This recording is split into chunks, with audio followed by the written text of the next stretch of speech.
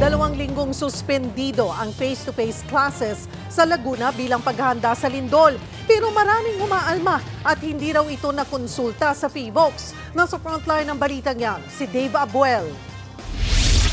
2 araw nang tinututukan ni Joan Redenya ang kanyang grade 5 student na anak habang sinasagutan nito ang kanyang online module sa Santa Cruz, Laguna. Simula kasi kahapon, suspendido ang face-to-face classes sa buong lalawigan hanggang October 31. Ayon kay Laguna Governor Sol Aragones, dahil yan sa sunod-sunod na mga lindol na tumama sa bansa. Prioridad natin ang buhay ng ating mga estudyante, ng mga mag-aaral. Ang lilipas na mga araw na walang klase o walang online classes, ay pwede pa nating habulin yan. Pero ang buhay ng tao, isa lang. Ang hakbang na ito, pinabura ni Joan, lalo't maliit pa ang kanyang anak. Ang mahalaga po yung safety po kung sakaling lumindol po. Pero hirap namang mag-online class ang ilang estudyante, gaya ng grade 12 student na si Danica Abellunar. Cellphone lang kasi ang gamit niya.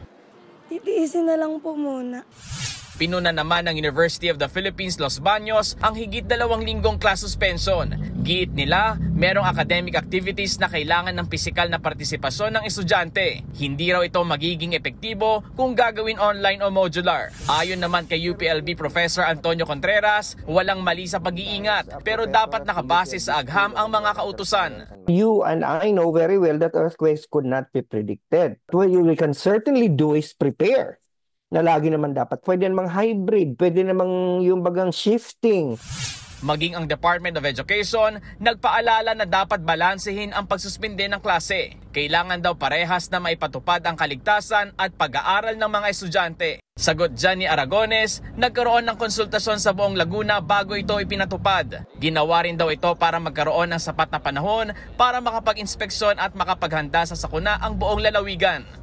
Kasama po sa crisis management team ang mga mayors, ang iba't ibang NGOs, ang DepEd at iba pa na gagawa po ng master plan para sa contingency plan ng buong probinsya dahil dapat po isa ang direksyon.